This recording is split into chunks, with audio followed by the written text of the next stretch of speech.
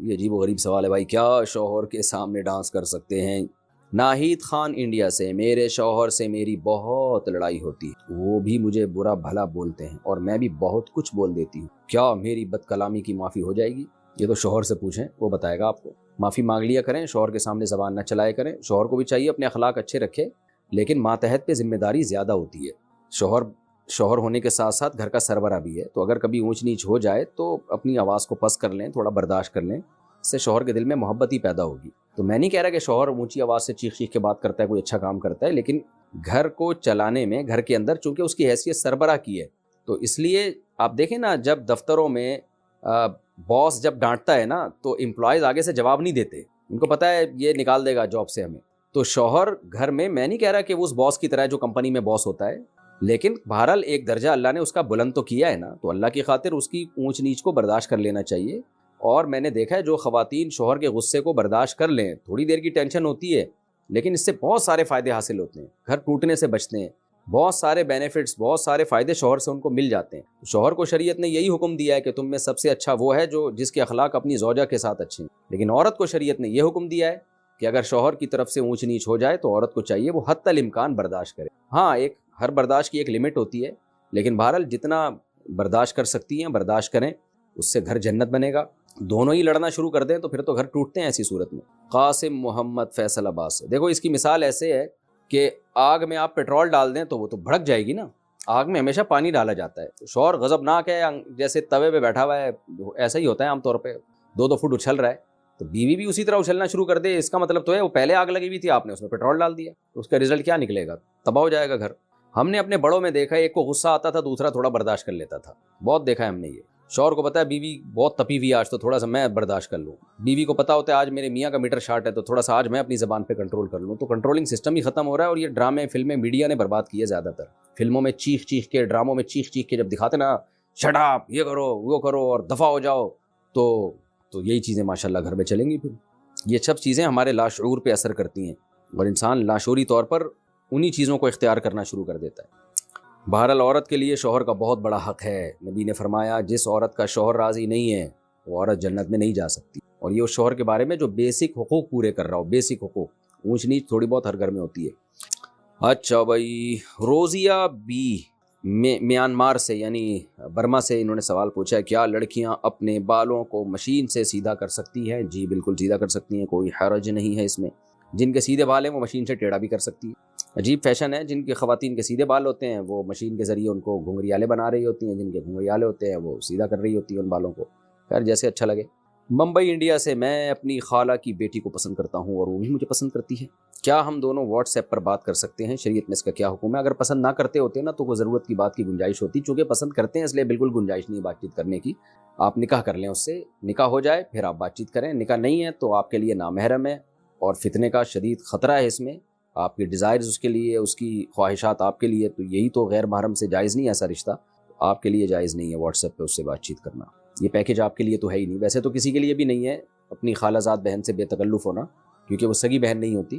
لیکن بہرحال ضرورت کے وقت بات کرنی پڑ جاتی ہے بعض دفعہ. لیکن آپ کا تو کیونکہ ایک دوسرے کی طرف میلان ہے، آپ کے لیے تو ضرورت کے وقت بھی بات صحیح نہیں ہے، بلکہ کسی کے ذریعے سے کوئی بہت ضروری بات بھی ہو تو کسی ذریعے سے پیغام دلوائیں کہ آپ کے خراب ہونے کا بہت خطرہ ہے، بہت خطرہ. اویس صاحب کشمیر سے کہتے ہیں: کیا شادی سے پہلے لڑکا اور لڑکی کے نام کا جوڑ دیکھنا ضروری ہے؟ نام کا کوئی جوڑ ووڑ نہیں ہوتا.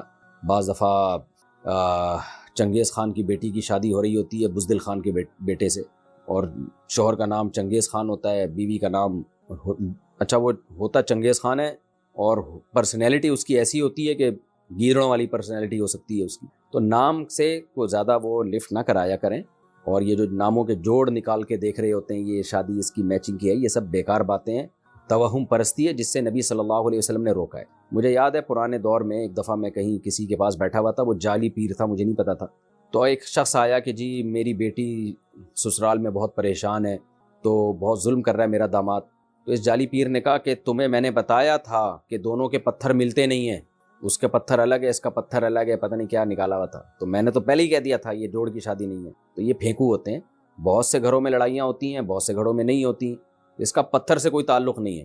تو وہ آدمی ایسا عقیدت میں پاگل ہوا جا رہا تھا نا اس پیر کے کہ یار پیر صاحب نے تو بتایا تھا کہ پتھر دونوں کے میچ نہیں کرتے. تو پیر صاحب پھینکو تھا ایک نمبر کا. اور اپنی بیوی کمبخت کی لڑکے گئی ہوئی تھی. تو ایسے لوگوں کی نا اکثر یہی ہوتا ہے, اپنی بیویاں لڑکے گئی ہوئی ہوتی ہیں. تو یہ جہالت کی چیزیں ہیں جس کو اسلام نے ختم کیا ہے. تبھی تو ہمیں بتایا گیا کہ جو کاہن کے پاس آئے, نجومی کے پاس آئے, جو اس طرح کی باتیں کرتے ہیں ستاروں اتاروں کی, تو اس نے اللہ اور اس کے رسول صلی اللہ علیہ وسلم کا انکار کیا, قرآن کا انکار کیا. حدیث کا مفہوم پیش کر رہا ہوں اپنے الفاظ میں, کیونکہ قرآن کہتا ہے غیب کا علم اللہ کے سوا کسی کو نہیں ہے. تو پتھروں سے کچھ نہیں پتہ چلتا, نہ ناموں سے پتہ چلتا ہے کہ یہ جوڑ ہے یا بے جوڑ ہے, عادتوں سے پتہ چلتا ہے, خاندان سے پتہ چلتا ہے. لہذا عادت کو, خاندان کو, فیملی کو, ان چیزوں کو فوکس کرنا چاہیے کہ خاندانی لوگ ہیں یا نہیں ہیں. خاندانی کی غیر خاندانی میں شادی ہو جائے تو بھی عذاب ہے, غیر خاندانی کی غیر خاندانی میں ہو جائے پھر چل جاتا ہے. دونوں ایک ہی جیسے ہوتے ہیں, دونوں ایک نمبر کے بدتمیز ہوتے ہیں تو گاڑی چل جاتی ہے. مسئلہ یہ بھی ہوتا ہے ایک اچھے خاندان کا اور ایک جو ہے وہ عجیب سے لوگ ہوں تو پھر مسائل کھڑے ہوتے ہیں, وہ ایڈجسٹمنٹ ہی نہیں ہوتی. اچھا میرے بھائی, یہ عجیب و غریب سوال ہے بھائی, کیا شوہر کے سامنے ڈانس کر سکتے ہیں؟ دیکھو میاں بیوی کا آپس میں کوئی پردہ نہیں ہے, ایک دوسرے سے جس طرح سے چاہیں لطف اندوز ہو سکتے ہیں. شریعت نے کچھ پابندیاں لگائی ہیں میاں بیوی پہ, وہ بہت دفعہ میں بتا چکا ہوں, وہ شریعت سے ثابت ہیں اور وہ اجماعی مسائل ہیں, ان کو دوبارہ تذکرہ کرنے کی ضرورت نہیں ہے. تو جب میاں بیوی ایک دوسرے سے ہر طرح سے لطف اندوز ہو سکتے ہیں تو میاں بیوی کا معاملہ ہے, جو چاہیں کریں بھائی. بعض علماء اسے ناجائز کہتے ہیں بیوی کا شوہر کے سامنے ڈانس کرنا, لیکن اس کے ناجائز ہونے کی کوئی دلیل نہیں ہے. تو بعض بڑے متدین علماء سے میں نے یہ مسئلہ سنا ہے, وہ کہتے ہیں کہ اس کے ناجائز ہونے کی کوئی دلیل نہیں ہے. تو بعض دفعہ ٹھیک ہے, جو علماء ہیں, مشائخ ہیں, ان کا ایک مقام ہوتا ہے, مرتبہ ہوتا ہے, ان کو اپنی بیوی پہ بھی یہ چیز پسند نہیں ہے کہ وہ ہمارے سامنے ڈانس کرے. لیکن یہ کہ ظاہر ہے شریعت پر آپ اپنے مزاج کو نہیں داخل کر سکتے. ایک حیا ہونا ایک الگ چیز ہے, میاں بیوی کے مزاج میں حیا غالب ہو تو حیا تو جتنی زیادہ ہو شریعت اس کو پروموٹ کرتی ہے. لیکن شریعت نے ہمیں یہ بھی بتایا ہے کہ میاں بیوی کا ایک دوسرے سے پردہ نہیں ہے, وہ ایک دوسرے سے کسی بھی طرح سے جائز حدود کے اندر لطف اندوز ہو سکتے ہیں. تو اس عمل کے ناجائز ہونے کی کوئی دلیل نہیں ہے. باقی کسی کی طبیعت میں حیا کا بہت زیادہ غلبہ ہو تو اچھی بات ہے, حیا جتنی زیادہ ہو اتنا اچھا ہے بھائی. حسان امیتھی, قضا نماز میں کتنی رکعتیں پڑھنی چاہیے؟ 5 قضا نمازیں پڑھنے کا صحیح طریقہ بتا دے. بھائی قضا نماز میں اتنی ہی پڑھنی چاہیے جتنی ادا نماز میں, البتہ سنت موقدہ چھوڑ دیں, صرف فرض پڑھیں اور وطر بھی پڑھیں کیونکہ وہ واجب ہیں, حدیث سے اس کا لازم ہونا ثابت ہے. ان اللہ زادکم صلاۃ الا وہی الوتر, صحیح حدیث ہے. اللہ نے ایک اور نماز کا اضافہ کر دیا, وہ وطر ہے. من لم یوتر فلیس منا, جو وطر نہیں پڑھتا وہ ہم میں سے نہیں ہے. تو اس لیے دو رکعت فجر کی, ہاں جو نمازیں سفر میں قضا ہوئی ہیں اگر ان کو آپ اپنے مقام پہ پڑھیں گے تو وہ 2 رکعتیں ہی رہیں گی, وہ 4 نہیں ہو جائیں گی. اور جو نمازیں آپ کی مقام پہ قضا ہوئی ہیں وہ اگر سفر میں قضا پڑھیں گے تو 4 رکعتیں ہی پڑھیں گے آپ اس میں. مرچی کا پودا لگانا کیسا ہے, اور شریعت میں کیکٹس کا پودا لگانے میں کوئی برائی تو نہیں؟ کیکٹس میں نے نیٹ پہ دیکھا تو کانٹوں دار ایک پودا ہے, تو کوئی برائی نہیں بھائی. ہاں کسی کو کانٹے چبونے کی نیت سے لگائیں تو ایک الگ بات ہے, پودا کوئی بھی لگایا جا سکتا ہے. باقی مرچی کا پودا لگانا اگر غلط ہے تو میرا تو کھانے کا ٹیسٹ ہی ختم کر دیا آپ نے. کھانے میں تو ہری مرچیں بہت کھاتا ہوں بھائی, جب دعوت میں جاتا ہوں لوگ میرے سامنے ہری مرچیں لا کے رکھ دیتے ہیں, اور سالن میں پکی ہوئی ہری مرچیں الگ سے میں تلاش کر رہتا ہوں, ان میں زیادہ ٹیسٹ ہوتا ہے. تو اگر پودا لگانا ہی ناجائز ہو گیا تو ہماری آپ نے زندگی کی خوشیاں چھین لی میرے بھائی. تو جائز ہے, کوئی حرج نہیں. میرا خیال ہے آپ کا مقصد یہ ہے کہ شاید کھیتوں میں تو صحیح ہو, گھر کے اندر مرچی کا پودا لگائیں گے تو ایسا نہ ہو سب کو مرچیں لگ جائیں. پودا لگانے سے مرچیں نہیں لگتی, مرچ کھانے سے مرچیں لگتی ہیں. تو اگر کوئی میری طرح کچی مرچیں کھانا شروع کر دے اور اس کو عادت نہ ہو, میری طرح عادت نہ ہو, تو پھر اس کو مرچیں لگیں گی اور پھر وہ ٹینشن دے گا. تو مرچ کا پودا لگائیں, آرگینک چیزیں کھائیں, لیکن جس کو مرچوں کی عادت نہیں ہے اس کو اچانک ہری مرچ کچی نہ کھلا دیں آپ, تو اس سے پھر اس کو مرچیں لگیں گی اور پھر وہ دوسروں کو بھی مرچیں لگائے گا. اچھا میرے بھائی, نائٹس کمپنی میں جاب کرنا حلال ہے یا حرام؟ نائٹس یہ کیا ہے بھائی؟ نائٹ شفٹ شاید مراد ہوگا, یعنی نائٹ ڈیوٹی جو کرتے ہیں. جائز ہے, کام حلال ہے تو جائز ہے. جاوید صاحب دہلی سے, انڈیا سے, میں جیسے ہی استنجا کرتا ہوں تو فوراً پیشاب کا قطرہ آ جاتا ہے, پھر دوبارہ استنجا کرنے کے بعد بھی ہلکا پھلکا قطرہ آ جاتا ہے, تو میں اس صورت میں کیا کروں؟ کیا نماز ادا ہو جائے گی؟ دیکھیں میرا ایک کلپ موجود ہے تفصیل سے, وہ آپ دیکھ لیں کہ جن کو بار بار پیشاب کا قطرہ آتا ہو وہ وضو کیسے کریں. نیٹ پہ لکھیں گے نا, یہ آ جائے گا, میرا نام لکھ کے سرچ کریں گے آ جائے گا, وہ کلپ آپ دوبارہ دیکھ لیں. محمد سہیل انڈیا سے, شیئر مارکیٹ میں پیسہ لگانا جائز ہے یا نہیں؟ جائز ہے, اس شرط کے ساتھ کہ جس کمپنی کے شیئر آپ خرید رہے ہیں وہ کمپنی جائز چیزوں کو خریدتی اور بیچتی ہو. جیسے شراب کی کمپنی ہے, اس کے شیئر خریدنا جائز نہیں ہے. سودی بینکوں کی کمپنی کے شیئر خریدنا جائز نہیں ہے. تو اس طرح کی کوئی بھی کمپنی جن کا کام ہی حرام ہے ان کے شیئر خریدنا جائز نہیں ہے, باقی ان کے جائز ہے. اچھا اس میں ایک بات یہ بھی ہے, بعض کمپنیاں جب وجود میں آتی ہیں تو ان کے پاس ایسٹس نہیں ہوتے, صرف لوگوں کی رقمیں ابھی جمع ہوئی ہوتی ہیں. تو ایسی کمپنی کا اگر شیئر خریدا تو پھر اس فیس ویلیو پہ تو آپ بیچ سکتے ہیں, پروفٹ کے ساتھ نہیں بیچ سکتے, کیونکہ اس شیئر کے پیچھے, اس حصے کے پیچھے کوئی ایسٹ ہوتے نہیں ہیں, صرف رقم ہی ہوتی ہے. تو وہ شیئر بیچنا اصل میں وہ رقم کو رقم کے بدلے میں بیچنا کہلائے گا. اور شریعت کا حکم یہ ہے کہ جب آپ کرنسی کو اسی جنس کی کرنسی میں بیچیں, جیسے پاکستانی روپیے کو پاکستانی روپے میں بیچیں, ڈالر کو ڈالر کے بدلے میں, تو برابری ضروری ہے, پھر اس میں کمی بیشی جائز نہیں ہے. اور اگر اس کمپنی کے ایسٹس ہیں, جیسے عام طور پہ کمپنیوں کے ہوتے ہیں, وجود میں آ گئی ہے, اس کے پیچھے یعنی کچھ چیزوں کی خرید و فروخت کر رہی ہے, پھر شیئر کو آپ نفع اور نقصان پہ بیچ سکتے ہیں, لیکن شیئر پہ قبضہ ہونے کے بعد, یعنی وہ آپ کے نام ٹرانسفر ہو جائے. اور اس میں بھی اسپاٹ سیل ہوگا, اس میں آپ فیوچر سیل, فارورڈ سیل یہ جائز نہیں ہے. کیا بغیر وضو کے موبائل میں قرآن شریف پڑھ سکتے ہیں؟ جی. اظہر صاحب عمر کوٹ سے, کیا امام کے پیچھے سمیع اللہ لمن حمیدہ کہہ سکتے ہیں؟ کسی نے کہہ دیا تو گناہ نہیں ہے, لیکن خلاف سنت ہے. امام کہے گا سمیع اللہ لمن حمیدہ, آپ صرف یہ کہیں گے ربنا لک الحمد یا ربنا لک الحمد حمدا کثیرا طیبا مبارکا فی, یہ بھی کہہ سکتے ہیں. زوجہ منصور, کیا بخاری شریف کو حیض یا نفاس کی حالت میں پڑھا یا ہاتھ لگایا جا سکتا ہے؟ جی جا سکتا ہے. احتیاط, اگر کوئی بہت زیادہ حدیث کا ادب کرے تو بہت اچھی بات ہے, لیکن بہرحال جائز ہے. کیا حافظ قرآن پینٹ شرٹ پہن سکتا ہے؟ آج کل تو مارکیٹ میں بہت, ہمارے بچپن میں ایک حافظ قرآن تھا, پہلے رواج ہی نہیں تھا کوئی حافظ قرآن پینٹ بھی پہنے. وہ اسنوکر کھیلتا, ڈبو کھیلتا اور پھر پینٹ شرٹ بھی پہنتا, تو اس کو لوگ ڈسکو ملا کہتے تھے. تو دیکھیں, علماء کا لباس ہمیشہ سے ڈھیلا ڈھالا رہا ہے. سعودی عرب میں آپ جائیں, وہاں کے علماء جبہ پہنتے ہیں. مسقط کے علماء ایک خاص قسم کی عبایا جبہ ہے, بڑا خوبصورت ہوتا ہے. قطر میں, پوری دنیا میں ایسے ہی ہے. تو یہاں پاکستان میں علماء مشائخ اکثر شلوار قمیض پہنتے ہیں, کلیوں والا کرتا پہنتے ہیں. تو لباس اپنے کلچر والا ہی پہننا چاہیے, اور وہ لباس جو علماء صلحاء میں رائج ہو. باقی پینٹ شرٹ پہننا بھی جائز ہے, ناجائز نہیں ہے, لیکن افضل یہی ہے کہ آپ ڈھیلا ڈھالا لباس پہنیں جو علماء صلحاء کا عام طور پر لباس دنیا میں رائج ہے. احمد صاحب انڈیا سے, اگر بتی پر دم کر کے پڑھنا کیسا ہے؟ ہاں, کیوں اس کی تکلف کی ضرورت کیا ہے؟ جب شریعت میں جو دم ثابت ہے, جو نبی سے صحیح حدیث سے ثابت ہے, اس کو کیوں چھوڑ رہے ہیں؟ نبی صلی اللہ علیہ وسلم رات کو سونے سے پہلے تینوں قل پڑھ کے ہاتھ پہ پھونک مار کے اپنی باڈی پہ دم کیا کرتے تھے, بس اتنا کافی ہے.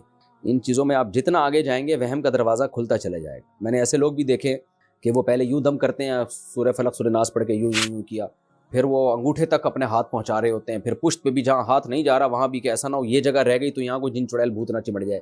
پھر جب ان کو تسلی نہیں ہوتی تو پنکھے پہ پھونک مارتے ہیں تاکہ وہ دم کی ہوا سب جگہ پھیل جائے. تو لا تشددوا فیشدد اللہ علیکم, حدیث میں آتے ہیں اپنے اوپر مشکلات پیدا نہ کرو تو آسانیاں پیدا کرو. جتنا شریعت نے بتا دیا دم بس اتنا کافی ہے. بعض لوگ عجیب طریقے سے چھو کر رہے ہوتے ہیں نمازوں کے بعد, اور دوسرے پہ بھی چھو مار رہے ہوتے ہیں. بعض خواتین ایسا کرتی ہیں, رات کو سونے سے پہلے یوں دم کیا, پھر شوہر پہ بھی پھونک ماری, پھر بچوں میں ایک پہ اٹھا کے پھونک ماری.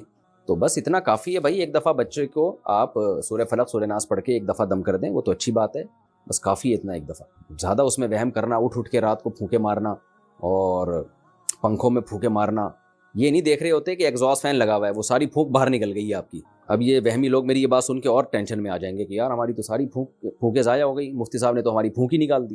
جتنا وہم کرو گے اتنا پاگل ہو جاؤ گے. اگر کسی شخص نے عمرہ یا حج کی حالت میں غلاف کعبہ کو چوم لیا, کیونکہ غلاف کعبہ پر خوشبو لگی ہوئی ہوتی ہے اور احرام میں خوشبو لگانا منع ہے, تو کیا دم دینا واجب ہوگا یا نہیں؟ بہت اہم مسئلہ ہے. لوگ احرام کی حالت میں حجر اسود کا بوسہ بھی لے رہے ہوتے ہیں, اور بعض دفعہ غلاف کعبہ پر خوشبو لگی ہوئی ہوتی ہے اس کو چوم لیتے ہیں. تو اگر آپ کو پتہ ہو کہ غلاف کعبہ پر خوشبو لگی ہے, یا پتہ نہ بھی ہو لیکن آپ نے غلاف کعبہ کو چوما یا ہاتھ لگایا اور اس سے خوشبو آپ کے ہاتھ پہ لگ گئی, اسی طرح آپ نے حالت احرام میں حجر اسود کا بوسہ لیا اور خوشبو آپ کے ہونٹوں پہ لگ گئی, تو یہ ٹھیک نہیں ہے, چاہے آپ کو پہلے سے پتہ ہو یا پتہ نہ ہو. عام طور پہ غلاف کعبہ پہ ہر جگہ خوشبو نہیں لگی ہوئی ہوتی. میں نے بھی الحمدللہ اللہ نے مجھے توفیق دی ہے حج عمرے کی, تو مخصوص جگہ ہیں جہاں غلاف کعبہ پر خوشبو لگائی جاتی ہے. نارملی غلاف کعبہ پر میرے ابھی تک جب تک جو میں نے اسفار کی اس میں نہیں, البتہ حجر اسود پہ خوشبو لگی ہوتی ہے. تو اس میں مسئلہ یہ ہے کہ اگر آپ نے خوشبو والی جگہ کو چوم لیا حالت احرام میں, تو مختلف اقوال ہیں اس میں کہ کتنی مقدار میں خوشبو لگنے سے دم واجب ہوگا.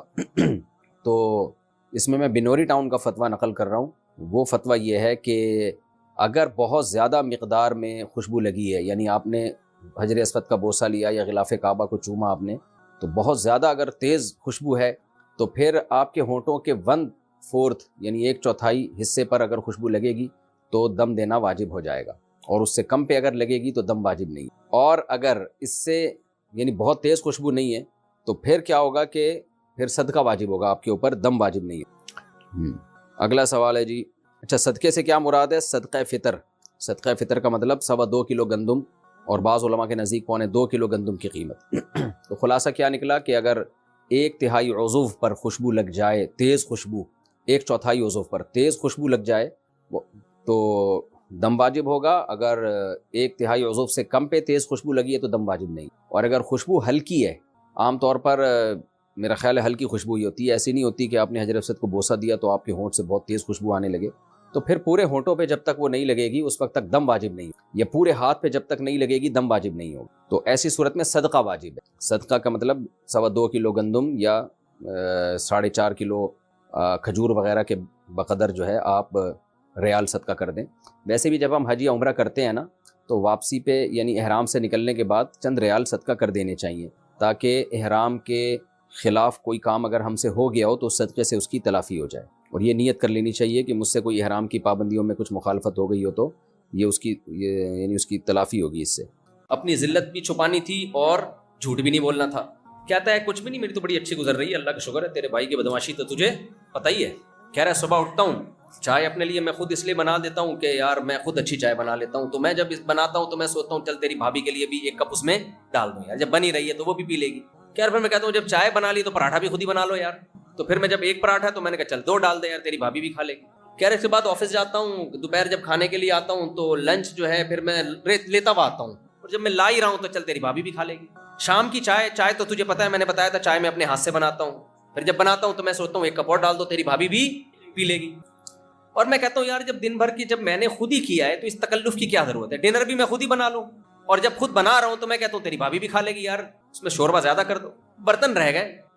تو پھر مجھے خیال ہوتا ہے تیری بھابھی تھک گئی ہوگی بہت زیادہ، یہ بہت ظلم ہے کہ اس پہ برتن دھونے کا بوجھ ڈالا جائے، اس لیے برتن میں خود ہی دھو لیتا ہوں۔ تو سنا تیری کیسی گزر رہی ہے؟ کہہ رہی کہتا ہے میری بھی ایسے کتوں جیسی گزر رہی ہے، لیکن مجھے ایسے بتانا نہیں آتا جیسے تجھے آتا ہے۔ کہہ رہے گزر تو میری بھی رہی ہے لیکن مجھے ایسے بتانا نہیں آتا جیسے تجھے آتا۔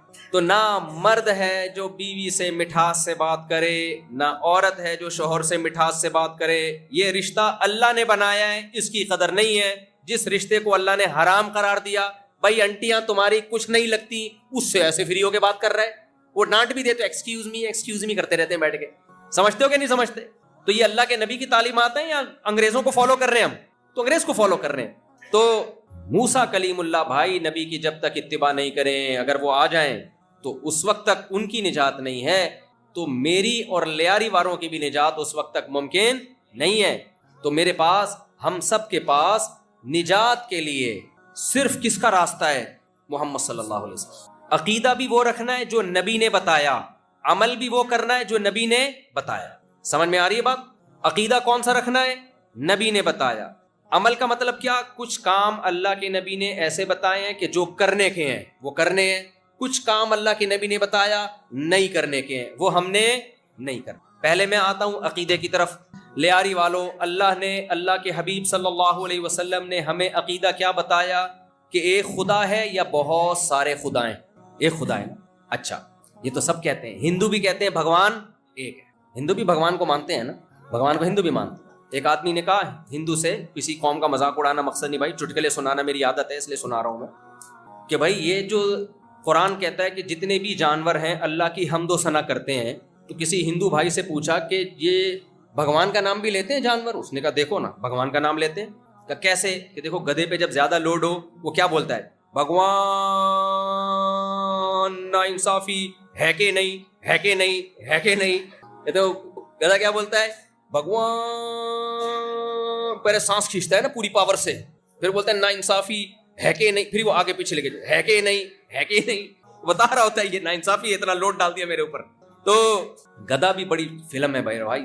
اللہ نے گدھے کا جو قرآن میں ذکر کیا نا، ایک اچھے معنی میں ذکر کیا کہ سواری کے کام آتا ہے، اس لحاظ سے گدھا قابل عزت ہے۔ ایک دوسری کوالٹی بھی اللہ نے ذکر کی, بات تمیز سے نہیں کرتا کبھی بھی, گدھا بات تمیز سے نہیں کرتا. تبھی اللہ نے کیا فرمایا, لقمان علیہ السلام نے اپنے بیٹے کو نصیحت کی کہ اپنی آواز کو پست رکھو, گھروں میں باپ کے سامنے چیخنا, ماں کے سامنے چیخنا, بیوی کے سامنے چیخنا, باس کے سامنے چیخ کے دکھاؤ میرے بھائی, ہے بھائی فوراً جاب سے نکال دے گا. علماء کے سامنے چیخنا, بزرگوں کے سامنے چیخنا, یہ کس کا کام ہے؟ گدھے کا. میں نہیں کہہ رہا, یہ کون کہہ رہا ہے؟ قرآن. گدھا جب بولتا ہے وہ اڑوس پڑوس کا ماحول نہیں دیکھتا کہ کسی کی نیند خراب ہوگی, کوئی اس سے ریسپیکٹیبل گدھا تو نہیں موجود کہیں, کوئی ایسا تو نہیں گدھا جو اس سے زیادہ سینئر ہو, ابھی اتنا چیخ کے نہیں نا. گدھے کی بات قرآن کیا کہتا ہے, ان انکر الاصوات لصوت الحمیر. اللہ نے نہیں کہا گدھے کا مطالبہ سب سے برا مطالبہ ہے, نا نا نا نا, گدھے کے مطالبے کا اسٹائل سب سے برا اسٹائل ہے. اللہ نے یہ بھی نہیں کہا گدھے کی بات سب سے بری بات ہے, نہ, گدھا بات ٹھیک کرتا ہے, لوڈ زیادہ ہو بات صحیح کرے گا, ہٹا بے اس کو, یہ صحیح بات ہے غلط بات ہے بھائی, لوڈ زیادہ ہو گیا ہٹاؤ یار اس کو, بات صحیح ہے اس کی, بھوک لگ رہی ہے کھانا مانگے گا, بلی کیسے تمیز سے مانگتی ہے, میاؤں میاؤں کرتی ہے, سمجھ جاتے ہیں یار اس کو پیاس لگ رہی ہے, اس کا بچہ گم ہو گیا ہے. گدھا کیا کرے گا, بات اتنی سی ہے, اسٹائل دیکھو اس کا, پورا سانس پھیپڑوں میں بھرے گا پہلے کر کے, جیسے پتہ نہیں کوئی کشمیر فتح کرنے جا رہا ہے, کیا کرنے جا رہا ہے بھائی, پوری پاور سے نکالے گا پھر آواز. بھائی بلی تمیز سے سمجھا دیتی ہے, میاؤں میاؤں کرتی ہے, بکری میں کرتی ہے, میں سمجھ میں آ جاتا ہے اس کو کیا چاہیے. تو بھی تمیز, گھاس کھاتا ہے نا, تو شیر کی طرح گوشت تھوڑی کھاتا ہے جو داڑنا شروع کر دیا تو نے, خوراک تیری گھاس والی ہے جو بکریوں کی ہے, اسٹائل تیرا شیر سے بھی بدتر ہے. تو اس سے پتہ چلتا ہے اللہ کو گھروں میں چیخنے چلانے والے بالکل پسند نہیں ہے. کلچر کہتا ہے چیخ کے بات کرو, باپ کے سامنے تمیز سے نہیں, بدتمیزی سے بات کرو, بیوی سے کوئی کام کروانا ہو بدتمیزی کے ساتھ. اللہ اس کے رسول نے کیا کہا, تمیز کے ساتھ. لہجہ کیسا ہونا چاہیے, ادھر توجہ, میٹھا. اللہ کو لہجے میں مٹھاس پسند ہے. اللہ کو گدھے کا چیخنا چلانا, گدھے کو تو جانور ہے نا اللہ نے بنا دیا, انسان تو اپنے اختیار سے چیختا ہے نا. تو گھر میں جب بات کیا کرو نا اپنے باپ کے ساتھ, تو ہمارے نبی کا حکم ہے. صحابی رسول نبی صلی اللہ علیہ وسلم کے پاس آئے, عرض کیا یا رسول اللہ من احق الناس بحسن خلقی, یا رسول اللہ سب سے میٹھے انداز سے کس سے میں بات کروں. آج سوسائٹی میں کلچر کیا ہے, کسی لڑکی کا فون آ جائے تو بالکل پگھل جاتا ہے آدمی, ہوتا ہے کہ نہیں ہوتا, ایسے آرام سے بات کرے گا, لمبی بات کرے گا, ہو سکتا ہے وہ مونچھوں والا کوئی غفار بھائی بیٹھے ہوئے ہوں پیچھے, سافٹ ویئر ڈال کے آواز بدلی ہوئی ہو, ہے آواز پہ لٹو ہو رہے ہوتے ہیں. بھائی وہ نامحرم ہے, اس سے فری ہونے کی کوشش بولو مت کرو. یہ محبت بیوی کو دو گے ثواب ملے گا, اجنبی لڑکی کو دو گے گناہ ملے گا. آج یہ محبت بیوی کو جو دینے کی ہے, لوگ بیوی کو وہ محبت نہیں دیتے, وہ محبت کس کو دے رہے ہیں, حرام رشتوں کو. تو اس کا حساب دینا پڑے گا قیامت کے دن, عذاب ہے اس کا. ایسا ہی نہیں اللہ چھوڑ دے گا کہ آپ کے مرنے کے بعد دیگیں چڑھا دیں, جو کچھ بدماشیاں کر کے گئے ساری ختم, نہ حساب و کتاب ہوگا. تو ان حساب و کتاب میں گٹ کے نہیں چلیں گے. ادھر توجہ میری طرف. تو نبی صلی اللہ علیہ وسلم کی خدمت میں آئے, یا رسول اللہ سب سے اچھے اخلاق سے کس سے بات کروں. آپ نے فرمایا امک, اپنی ماں سے. صحابی نے پوچھا یا رسول اللہ ثم من, ماں کے بعد کس کا درجہ. آپ نے فرمایا پھر ماں کا. صحابی نے پوچھا اس کے بعد کس کا درجہ. آپ نے فرمایا پھر کس کا, ماں کا. صحابی نے پوچھا اس کے بعد کس کا مقام. آپ نے فرمایا باپ کا. اس کو میں اپنے الفاظ میں یوں بتاتا ہوں کہ جب ماں سے بات کرو تو اپنے کلام میں 3 چمچ چینی کے ڈال دو, کڑواہٹ تو نکال دو, نمک تو نکال دو اس سے. 3 چمچ کس کے ڈالو, چینی کے. اور جب باپ سے بات کرو تو 1 چمچ چینی کا اس میں گھول دو, لیکن چینی اپنے کلام میں ڈالنی پڑے گی. حملتہ امہ کرہن, یہ گرل فرینڈ تمہاری, گرل فرینڈ سے بات کرو نمک ڈال دو اس میں, تیزاب ڈال دو. اللہ کو یہ رشتہ پسند ہی نہیں ہے. یہ انگریزوں کے کام ہے میرے بھائی, جو کسی نبی کو نہیں مانتے, یا مانتے ہیں تو اس نبی کی تعلیمات کو نہیں مانتے. ہم تو مسلمان ہیں, ہمیں تو محمد صلی اللہ علیہ وسلم کی ہدایات ہیں. تو عقیدہ کیا کرنا ہے بھائی, توحید. سمجھ رہے ہو, عمل, جلدی عمل بتاتا ہوں. کچھ کام کرنے کے اللہ نے بتائے. عقیدہ توحید کے بعد سب سے زیادہ جس چیز کی اہمیت ہے اسلام میں وہ ہے نماز. نبی نے فرمایا جس نے نماز جان کر قضا کی اس کا اسلام سے کوئی تعلق نہیں ہے. حدیث کا مفہوم ہے نماز چھوڑنے والا اللہ کے نبی کی نظر میں مسلمان نہیں ہے. من ترک الصلاۃ متعمدا فقد کفر. آج سے عزم کرو, سفر ہو, بیماری ہو, خوشی ہو, غم ہو, کسی قیمت پہ بھی نماز کو قضا نہیں کرنا. اور مسجد میں تکبیر اولیٰ سے نماز پڑھنی ہے. سمجھتے ہو کہ نہیں سمجھتے؟ کبھی بھی نماز. عورتیں بھی, خواتین شاپنگ کے لیے جاتی ہیں, نمازیں گول. سفر میں جا رہی ہیں, بھائی شرم آ رہی ہے, پردہ وضو کیسے ہوگا, نہ بھائی نہ, نماز ہر صورت میں بولو پڑھنی ہے. معاف ہوتی ہے نا, میدان جنگ میں معاف ہوتی ہے. اور یہ تو کرنے کے کام ہے. ماں باپ کے ساتھ اچھا سلوک. اسلام میں رشتے توڑنے کا حکم ہے یا جوڑنے کا؟ بھائی ناراض ہے, بہن ناراض ہے, مناؤ. اسلام میں بیوی کی کڑوی کسیلی باتوں کی وجہ سے طلاق دینا اچھا ہے یا گھر بسانا اچھا ہے؟ بسانا اچھا. بھائی نبی نے فرمایا دنیا میں پورا صحیح, حدیث کا مفہوم ہے کوئی بھی نہیں ہوتا. گھر بسانا کیا ہے؟ اچھا ہے. برداشت کرو بھائی, عورت کو بھی چاہیے برداشت کرے, مرد کو بھی چاہیے. ہاں ناقابل برداشت ہو جائے پھر علماء سے رابطہ کرو, پہلے جوڑ کی کوشش کرو, ایک دم سے نہیں دوڑ 3 طلاقیں دینا اسلام میں جائز ہے یا ناجائز ہے؟ بولو ناجائز ہے. کہتے ہیں غصے میں پاگل ہو گیا تھا, تو اچھا ہے پھر پاگل کے ساتھ تو بیوی رہنی چاہیے کیا؟ پاگلوں کے لیے تھوڑی شادی تو پاگل تھا تو بتایا کیوں نہیں تھا کم وقت تو نے پہلے کہ تو پاگل ہے, پھر تو شادی غلط ہو گئی. 3 طلاقیں دینا ناجائز ہے, اور اگر کوئی دے تو 3 ہوتی ہیں, وہ 1 نہیں ہوتی. قرآن میں بھی ہے, حدیث میں بھی ہے. چاروں امام ابو حنیفہ, امام مالک, امام شافعی, امام احمد بن حنبل, چاروں کا یہی فتویٰ ہے. سارے صحابہ کا یہی فتویٰ ہے. کوئی ایک صحابی سے بھی ثابت نہیں ہے جنہوں نے 3 طلاق کو 1 کہا ہو. آج کل یہ بھی بڑا مسئلہ ہو گیا, دھڑ طلاقیں نکالتے ہیں, پھر اہل حدیثوں سے جا کے فتویٰ لے کے بیوی حلال کر لیتے ہیں. اس فتوے کی روشنی میں بیوی حلال نہیں ہوگی, چاہے سعودیہ سے لاؤ, کہیں سے بھی لاؤ. بھائی کیا ہو گیا میرے بھائی, بیٹھ جاؤ یار, بیٹھ جاؤ, بس بیان ختم ہو رہا ہے, بیٹھ جاؤ, شاباش. اصل میں ہونا یہ چاہیے تھا. ایک کلینک میں نا ایک مریض آیا تو دیکھا کہ سب کے منہ میں تھرمامیٹر لگا ہوا ہے بخار چیک کرنے کے لیے نا. جیسے ہی آ کے بیٹھا تو اس کے منہ میں بھی تھرمامیٹر لگا دیا.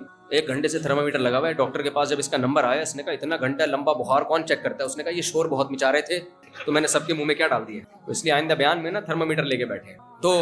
تو کیا ہے نماز, بولو کسی قیمت نہیں. رشتہ داری توڑنی نہیں بلکہ جوڑنی. ہاں میں 3 طلاق کی بات کر رہا تھا, 3 ہی ہوتی ہیں. آج کل بہت ادھر ادھر سے فتوے بہت مل جاتے ہیں ہر آدمی کو اپنی مرضی کے. اللہ میاں نے صاف لفظوں میں کہا تیسری دے دی تو بیوی حلال نہیں ہے. بس کنٹرول کرو غصے میں, کچھ بھی کر لو بھائی, اس کی تلافی ہو سکتی ہے.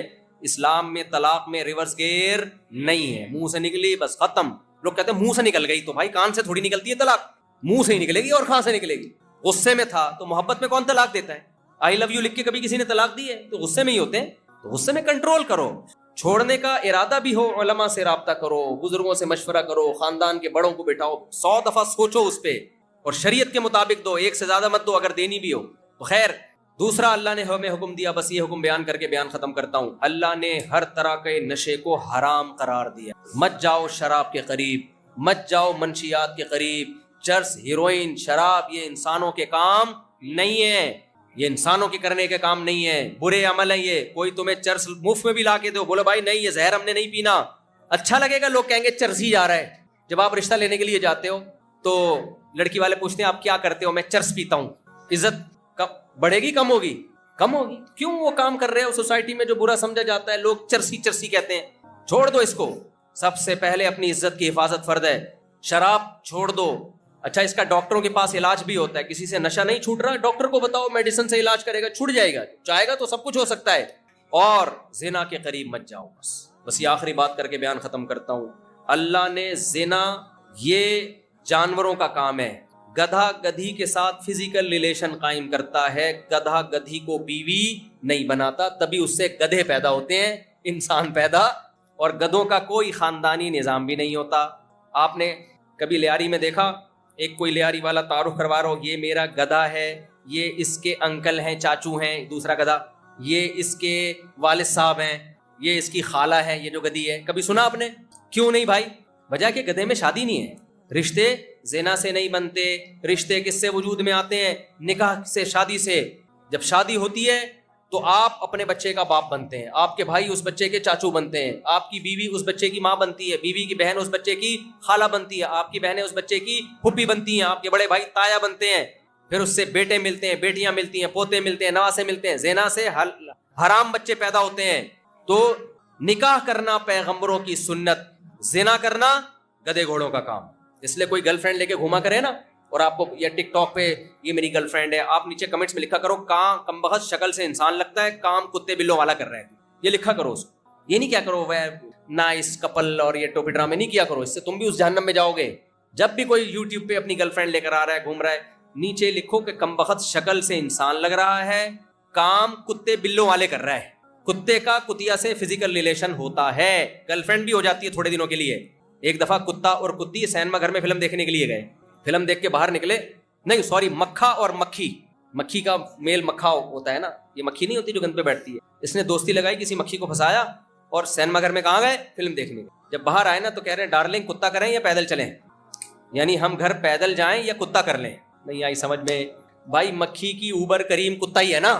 کیا مکھی نے جب سفر کرنا ہوتا ہے کہاں بیٹھتی ہے, کتے پہ بیٹھ کے سفر کرتی ہے نا. کتے پہ مکھیاں نہیں چپکی ہوئی ہوتی ہیں, تو اصل میں ٹریولنگ کر رہی ہوتی ہیں, اپنے کنوینس کا اپنا جو ہے نا خرچہ بچا.